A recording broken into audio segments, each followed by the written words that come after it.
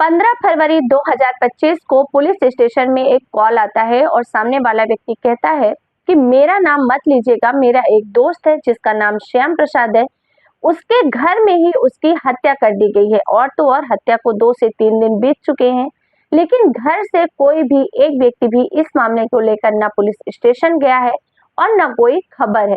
और ये हत्या घर के अंदर ही उसके अपनों ने की है। जैसे ही पुलिस के पास एक कॉल आता है, पुलिस तुरंत एक्शन में आती है और बताए अनुसार लोकेशन पर पहुंचती है और इस बात से पूरे इलाके में हड़कंप मच जाता है। और जब इसकी खोजबीन शुरू होती है तो किसी को अपने कानों पर यकीन नहीं हो रहा था कि आज के इस कलयुगी जमाने में कोई ऐसा भी कर सकता है। दोस्तों नमस्कार, मैं ज्योति सिंह आपके अपने चैनल क्राइम शूट में आप सभी का हार्दिक स्वागत करती हूँ। दोस्तों ये वीडियो मैं काफी समय के बाद डाल रही हूँ।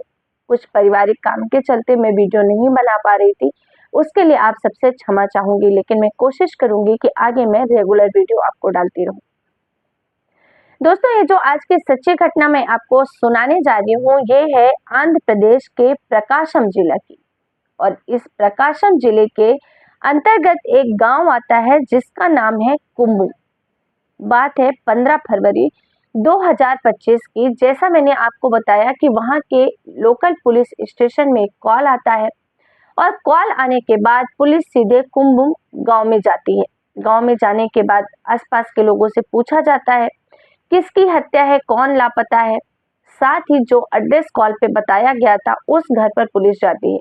घर का दरवाजा अंदर से बंद था। नॉक किया जाता है। एक बुजुर्ग महिला जिनकी उम्र लगभग 55 से 60 साल के बीच थी, वो निकलकर बाहर आती हैं और पुलिस से कहती हैं कि क्या हुआ साहब, क्या बात है। तो पुलिस कहती है कि आपका बेटा कहाँ है, श्याम प्रसाद कहाँ है। बोलती है कि मेरा बेटा श्याम प्रसाद हैदराबाद गया हुआ है, वहां पर वो क्लीनिंग झाड़ू पोछे का काम करता है। पुलिस को पहले से शक था। पुलिस कहती है कि मुझे आपके घर की तलाशी लेनी है, लेकिन जो माँ होती है जिनका नाम लक्ष्मी देवी होता है, वो पुलिस को मना करती हैं कि ऐसे आप मेरे घर में तलाशी नहीं ले सकते हैं। लेकिन अब पुलिस थी, उनको शक तो पहले से ही था क्योंकि उनको इन्फॉर्मेशन दी गई थी। वो जबरदस्ती घर के अंदर घुसते हैं और जब वो जांच पड़ताल घर की शुरू करते हैं तो पता चलता है कि घर में कई जगह पर खून के धब्बे मिलते हैं, छींटे मिलते हैं। और जब लक्ष्मी देवी से इन खून के छींटों के बारे में पूछा जाता है तो लक्ष्मी देवी कहती है कि हमारे यहाँ कल परिवार के कई लोग आए थे जिनका खाना वगैरह था और उसके चलते यहाँ पर चिकन काटा गया है, यानी कि मुर्गा काटा गया है। पुलिस वहां से सैंपल इकट्ठा करती है, फोरेंसिक टीम को बुलाया जाता है और जांच पड़ताल के लिए भेजा जाता है कि जो लक्ष्मी देवी कह रही है वो सही है या गलत। और जैसे ही रिपोर्ट आती है हड़कंप मचता है, क्योंकि ये जो ब्लड के सैंपल छींटे थे पूरे घर में, वो किसी जानवर के नहीं बल्कि इंसान के थे। और अब पुलिस सख्ती पर आती है और लक्ष्मी देवी से कहती है कि आपका जो बेटा है श्याम प्रसाद, उसका मुझे कांटेक्ट नंबर दीजिए, उससे बात कराइए। लक्ष्मी देवी कहती है कि उसका नंबर नहीं है। कुछ हिचकिचाने लगती है क्योंकि सच्चाई तो कुछ और थी और जिस तरीके से वो बिहेव कर रही थी, पुलिस का शक यकीन में बदल जाता है। पुलिस तुरंत ही लक्ष्मी देवी को अपने हिरासत में ले लेती है और जाकर पुलिस स्टेशन बिठाती है। जब माँ को पुलिस स्टेशन ले जाया जाता है और उससे कड़ाई से पूछताछ शुरू होती है तो माँ टूट जाती है और फूट फूट कर वहीं पर रोने लग जाती है। अब पुलिस पूछती है कि आखिर बात क्या है, तुमने अपने बेटे की हत्या क्यों की? वो बेटा जिसे तुमने 9 महीने अपने गर्भ में रखा, पाल पोस कर इतना बड़ा किया, उसके बाद भी तुमने अपने बेटे की क्यों हत्या कर दी? तो माँ कहती है कि साहब, मैं अपने बेटे से बहुत प्यार करती थी, वो मेरी आंखों का तारा था और मेरे बुढ़ापे का सहारा भी, लेकिन मैं मजबूर थी। दरअसल जो मेरा बेटा था हाउसकीपिंग का काम करता था, क्लीनिंग का काम करता था, लेकिन उसकी जो आदतें थी वो बहुत खराब थी। दरअसल काम के सिलसिले में वो कहीं हर जगह मेरे रिश्तेदारों के यहाँ जाता था, कभी हैदराबाद गया, कभी बेंगलुरु गया, जहाँ पर मेरी बहनें रहती हैं, उसके कुछ और रिलेटिव्स रहते हैं। और ये जहाँ पर भी जाता था वो लोग आओ भगत करके अपने घर में ठहराते थे, काम दिलवाते थे, लेकिन इसकी हरकतें ऐसी थी कि घर की औरतों पर ये बुरी नजर रखता था। यहाँ तक कि वो अपनी सगी मौसी के साथ छेड़छाड़ करने की कोशिश करता। ये सिलसिला आज का नहीं बल्कि काफी समय से चल रहा था। घर में अगर हमारे कोई रिश्तेदार महिला आती तो उसके साथ भी ये बुरा बर्ताव करता, अश्लील हरकतें करता, छेड़छाड़ करता। और ये सब मैं उसको समझा समझा के थक चुकी थी। काफी समय से ये सब चल रहा था। मैं उसे आए दिन समझाती थी, लेकिन उसको मेरी बातों का कोई असर ही नहीं होता था। लेकिन अभी कुछ ही समय पहले वो मेरी एक छोटी बहन जो कि खम्मम में रहती है, उसके घर गया हुआ था। मैंने उसे भेजा था कि वहाँ जो बहन है मेरी, वो काम दिलवा देगी, जिसके चलते वो वहाँ गया था। और जब रात में घर के सभी लोग सो रहे थे तो उसने मेरी बहन के साथ यानी अपनी खुद की सगी मौसी का रेप करने की कोशिश की।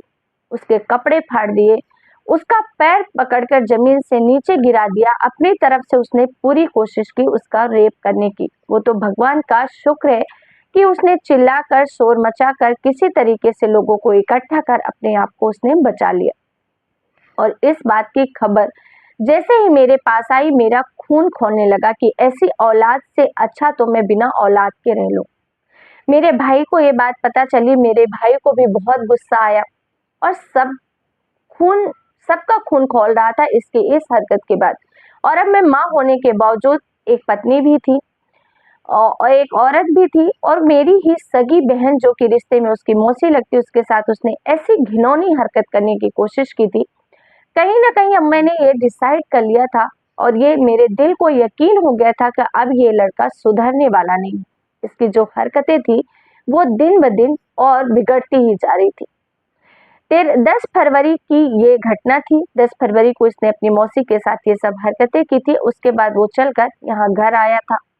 13 फरवरी को मेरे घर में मेरे भाई और मेरे कुछ रिश्तेदार इकट्ठे हुए थे उसको डराने धमकाने के लिए। उस समय हमारा कोई ये इरादा नहीं था कि मैं अपने बेटे की हत्या कर दूंगी। हमारा ये था कि उसको मारेंगे, डांटेंगे, ताकि उसके बाद से ये सुधर जाए। लेकिन जब 13 फरवरी को ये घर आया, रात के वक्त था, हम सब लोग इसके सामने बैठे। पहले तो इसको समझाने की बहुत कोशिश की, उसके बाद इसको मार मार कर समझाने की कोशिश की, लेकिन ये लड़के के दिमाग में कुछ नहीं जा रहा था। उल्टा वो अश्लील से अश्लील गालियां हम सबको दे रहा था और यही कह रहा था कि तुम कुछ भी कर लो, मैं वही करूंगा जो मुझे करना है। और उसकी इस हरकत से मेरा गुस्सा 7वें आसमान पर था। वहीं पास में कुल्हाड़ी पे मेरी नजर गई जो रखी हुई थी। मैंने वो कुल्हाड़ी उठाई और एक जोरदार वार कर दिया, जो कि उसका वार जो था वो कंधे के पास ही जाकर लगा, यानी गले के पास, और जिससे बहुत ज्यादा खून बहने लग गया। अब मुझे आशंका होने लग गई कि अगर इसको हॉस्पिटल ले जाएंगे तो शायद डॉक्टर पुलिस को इन्फॉर्म करेंगे और पुलिस हमको गिरफ्तार कर लेगी। और इसी वजह से हम चाहते नहीं थे कि इसको डॉक्टर के पास ले जाए। लेकिन उस घायल अवस्था में भी वो गालियों पे गालियां बक रहा था और मेरा सिर घूम चुका था। उस समय मुझे कुछ नहीं दिखाई दे रहा था गुस्से की वजह से, और मैंने ताबड़तोड़ कुल्हाड़ी से वार करके उसकी वहीं के वहीं हत्या कर दी। और जब उसकी हत्या कर दी, वो मर गया। मैंने बहुत रोया भी उसकी लाश के सामने बैठकर, और ये भी कहा कि काश तुम ऐसा ना करते तो मुझे आज अपने ही पैदा किए हुए बेटे की हत्या नहीं करनी पड़ती। लेकिन जो होना था हो चुका था। अब सबका हमने ये सोचा कि अब बॉडी को क्या करें कि पुलिस ना पकड़ पाए। और उसके बाद हम सब ने ये डिसाइड किया कि इसके टुकड़े कर कर नदी में फेंक देते हैं, जिससे मछलियां जल्दी से जल्दी इसको खा जाएंगे, इसके शरीर को, और पुलिस को कभी पता ही नहीं चलेगा। लेकिन साहब, आपको कैसा पता चला, आप मुझे ये बता दीजिए। तब पुलिस बताती है कि आपके ही पड़ोस में रहने वाला व्यक्ति जो कि आपके बेटे का दोस्त था, उसने सब कुछ अपनी आंखों से देखा था, आप लोगों को मारते पीटते, और उसने ही हमें इन्फॉर्म किया।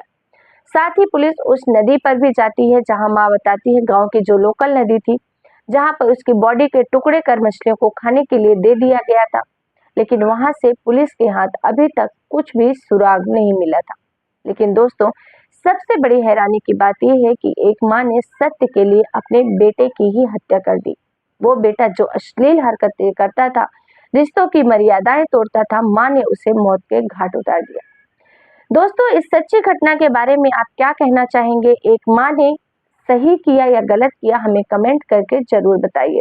साथ ही हमारे वीडियो से जुड़ा हुआ कुछ भी ओपिनियन आप अगर मुझे शेयर करना चाहते हैं, मुझे सजेस्ट करना चाहते हैं, तो आप सबका बहुत बहुत स्वागत है। फिर मिलेंगे एक नई सच्ची क्राइम घटना के साथ। तब तक के लिए आप सबका बहुत बहुत धन्यवाद। जय हिंद, जय भारत।